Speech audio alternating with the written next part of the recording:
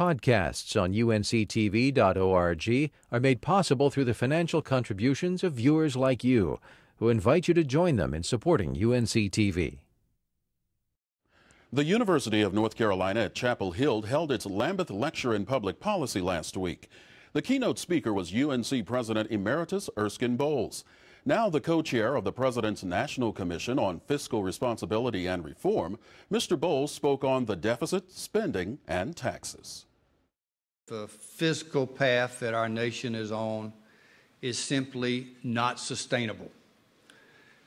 And if I had to give you an analogy that I thought described our current situation, I would tell you that these deficits are like a cancer, and they are literally going to destroy this country from within if we don't do something about it, and do something about it quick. Let me give you two examples of how dire I think our situation is, or how crazy I think the people in Washington are. If you look at the year 2010, just last year, I'm not talking about 10 years from now or 15 years from now. Just look at 2010. If you took the entire revenue that comes into the country, 100% of that revenue today is consumed by interest on the debt and our mandatory spending. Mandatory spending is basically Medicare, Medicaid, and Social Security, the entitlement programs. That means every single dollar that we spent in 2010 on these two wars, on national security, the military, homeland security, education, infrastructure, research, every single dollar was borrowed, and you're going to have to pay it back. Every single dollar was borrowed, and half of it was borrowed from foreign countries. That is a formula for failure in anybody's book. And if we don't do something about it, by the year 2020 alone, we will be spending over $1 trillion a year in interest cost alone. $1 trillion.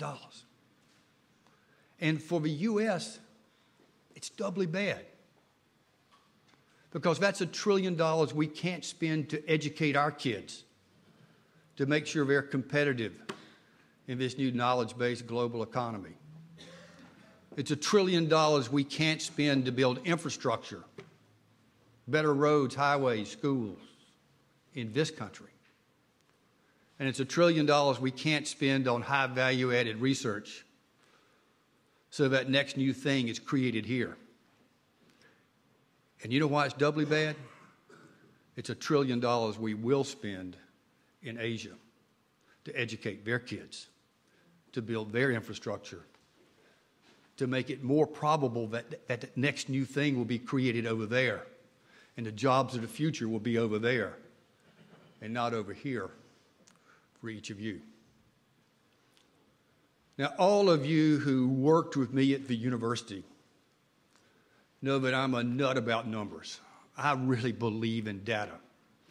And as Rob will tell you, nothing drives me crazier than phony numbers.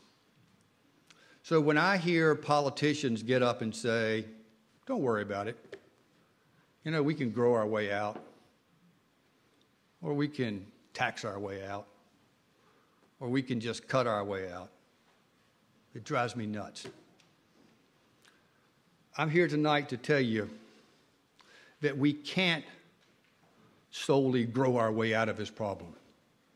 I can give you report after report that shows we could have double-digit growth for decades and not solve this problem. And for you Democrats who are here tonight, I'm here to tell you we can't solely tax our way out of this problem. Raising taxes doesn't do a darn thing to change the demographics of this country or to change the fact that health care is growing at a faster rate than GDP. And even if you wanted to solve this problem with taxes alone, you'd have to raise the highest marginal rate to 80%, You'd have to raise the corporate rate to 70%, and you'd have to raise the cap gain and dividend rate to 50%. Yeah. How many small businesses are going to be started in America with that kind of tax structure? I can answer that, 0.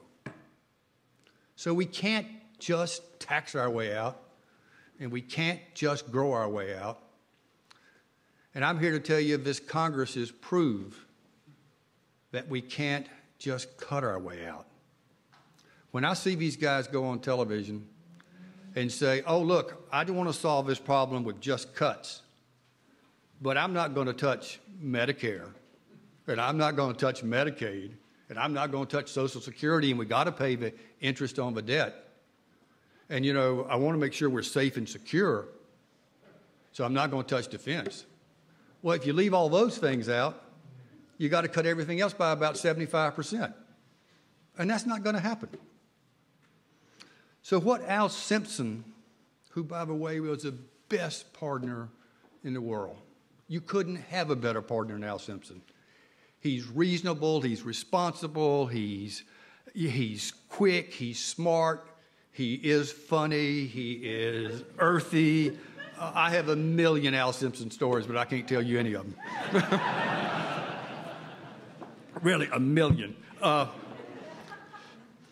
But what Al and I tried to do with this great group of people, these 18 commissioners, was to come up with a reasonable, responsible, bipartisan plan that would reduce the deficits by $4 trillion over the next decade.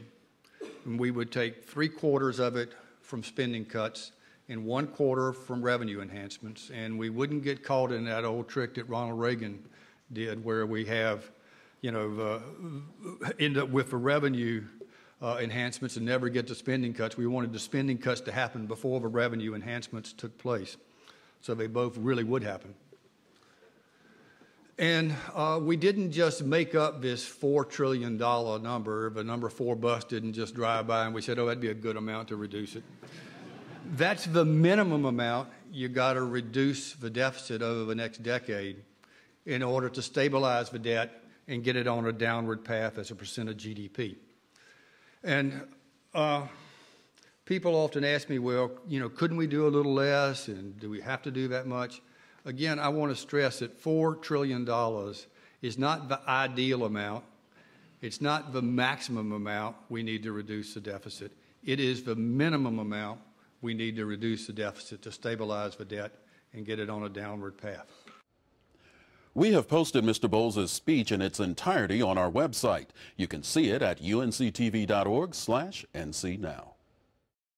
Podcasts on UNC-TV.org are made possible through the financial contributions of viewers like you, who invite you to join them in supporting UNC-TV.